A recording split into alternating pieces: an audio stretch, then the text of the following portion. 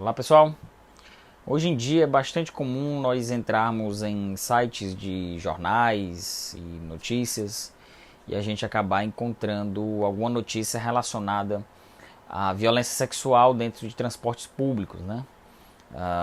Todo mundo hoje tem um celular, consegue filmar, gerar imagens e é comum a gente ver aquele tipo de notícia de que algum pervertido sexual foi encontrado se masturbando dentro de um ônibus. E o livro de hoje, nós vamos falar sobre Mônica Vai Jantar, do Davi Boaventura, tem como mote principal esse assunto.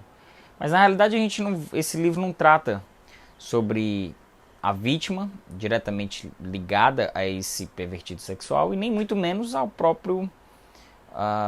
próprias condições desse criminoso. E na realidade essa história está ligada à companheira deste criminoso, o que é uma forma muito interessante de tratar de um assunto contemporâneo que ganha os noticiários, apesar de que isso não é um crime recente, isso já acontecia, mas como eu falei, com o advento dessas tecnologias que filmam e gravam, ficou mais fácil de identificar esse tipo de criminoso dentro dos transportes públicos. Mas é interessante a forma como o escritor Davi Boaventura relacionou com esta personagem principal. E a gente vai falar um pouquinho sobre isso logo depois da vinheta. Se liga aí.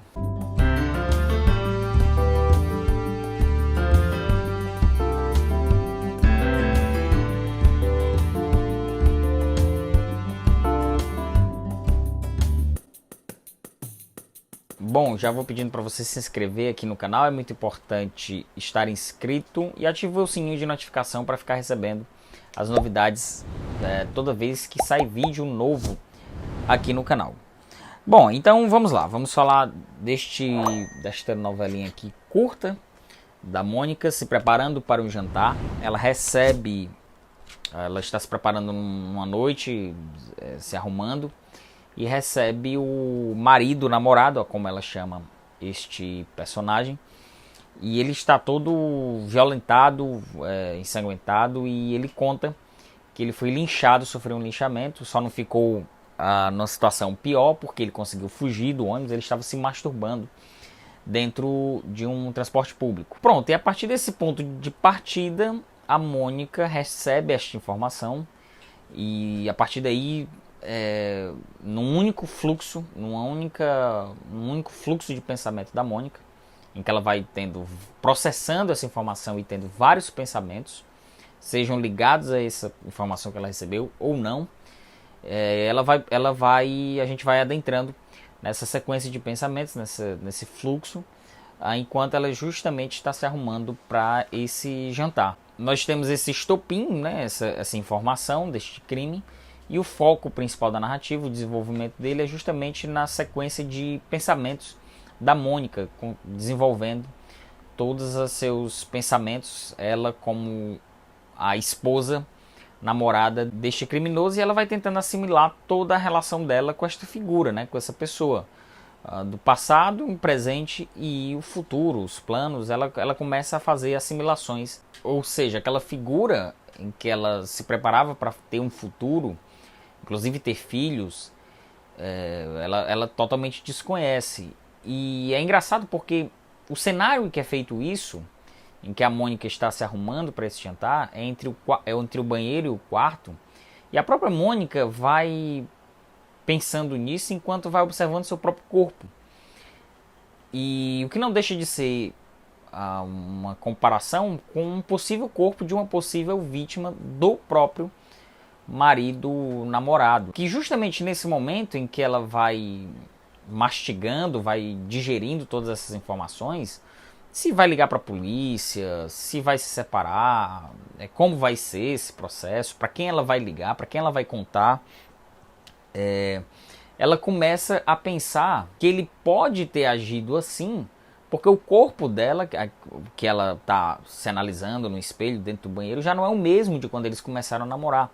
Então ela meio que já está carregando a própria culpa no seu corpo. Além de outros aspectos, né? Porque ela supõe também que não só o corpo dela já não é mais possivelmente tão atraente para esse parceiro, mas que também outros aspectos que ela passou a ganhar mais, por exemplo, ganhar mais que ele, e possivelmente isso mexeu no brio masculino do seu namorado. E além dessa situação limite que ela vai vivendo, o Davi Boaventura vai pontuando outros aspectos muito mais banais dentro da narrativa e que vai dando um sentido interessante, já que o livro propõe a ser todo um fluxo contínuo de um personagem. Aspectos banais da escolha da maquiagem, a escolha do vestido, a gaveta do guarda-roupa que emperra, o endereço do restaurante, o tempo é muito importante também, porque ela está constantemente monitorando o tempo para não se atrasar esse jantar de negócio que ela vai. E ao se locomover para o dito jantar, ela entra no carro e pensa até mesmo na manutenção do carro, pensa no chefe machista que ela tem, pensa na possibilidade de ter que voltar para casa da mãe. Então, em poucas horas, em poucos momentos que nós vamos acompanhando a Mônica, a gente tem uma enxurrada de pensamentos que vão passando. E esses pensamentos da Mônica, eles sempre são permeados por dois aspectos muito interessantes. Ela está sempre pensando em culpa e está sempre pensando em responsabilidade. E, obviamente, a culpa não é dela e nem é responsável por isso. Ela não é responsável por esse momento que ela está vivendo. Apesar de que muitos momentos ela sempre pensa nisso. É interessante essa dualidade dessas duas abstrações que a Mônica vai carregando nesses pensamentos. E que, na realidade, o culpado de tudo isso, o responsável por tudo isso, ele sequer fala. Ele sequer ganha protagonismo dentro desse livro. O que dá a esse livro, mesmo sendo uma narrativa muito curta, um leque temático muito interessante. A gente começa a pensar quem é esse marido, o que ele fez de fato, que nem isso é muito detalhado dentro do livro, o que a Mônica vai fazer, o que é que o leque temático sobre essa questão de culpa, responsabilidade, sobre essa questão feminina do ponto de vista de uma mulher que vai sofrer consequências por atos que ela não cometeu, mesmo que indiretamente, que dá a esse livro uma possibilidade de abrir vários leques temáticos. E o Davi Boaventura se aproveita da estrutura narrativa dele, e aqui eu estou comentando especificamente do fato dele não ter pontuação, ele ser um único parágrafo, sem vírgula, sem ponto, sem nada, um fluxo totalmente, de fato, contínuo, o que garante a ele uma estrutura narrativa que permite dar uma velocidade nesses pensamentos. Aqui, como eu falei, a gente está numa situação limite, então essa personagem precisa estar com seus pensamentos à flor da pele e sempre numa velocidade muito alta. E isso foi muito interessante, a forma como Davi Boaventura utilizou essa possibilidade narrativa para dar ritmo à obra. Ou seja, a ausência ortográfica garante uma velocidade, garante o ritmo necessário que a temática do livro exige. E isso é muito bom, porque esse tipo de experimentalismo ele foge àquela regra, essa ideia conservadora, né? Essa cartilha de que um bom texto precisa seguir uma regra de pontuação ortográfica e quando na realidade a arte não necessita necessariamente disso, né? Muita gente associa, ainda hoje insiste, mesmo gente que eu vejo, que eu acompanho, que dá curso de escrita, insiste que o texto tenha que ter uma certa estrutura, que na realidade assim, cai por terra total, porque a liberdade criativa, para mim, está além disso. Esse experimentalismo vem muito bem a calhar. E isso também é uma demanda de mercado, né? Porque tem muito leitor que não quer se desafiar, não quer se sujeitar a um livro em que pese a esse tipo de escrita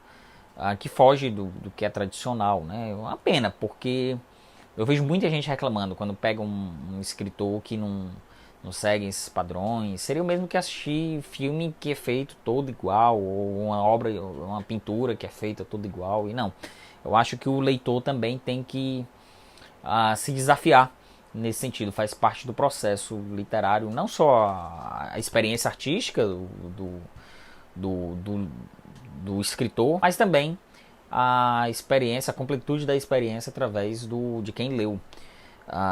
Bom, é isso, eu acho que é isso. Foi uma grata satisfação ler esse livro.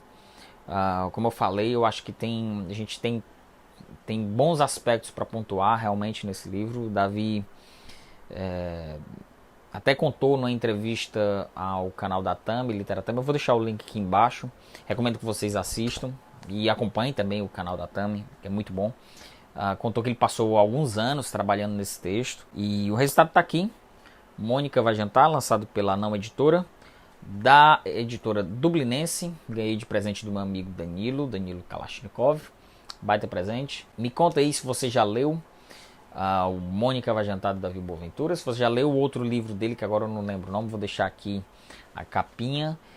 E também, se você já leu algum outro texto que foge desses padrões, comenta aqui embaixo comigo. Se inscreve no canal e é isso aí, valeu, tchau.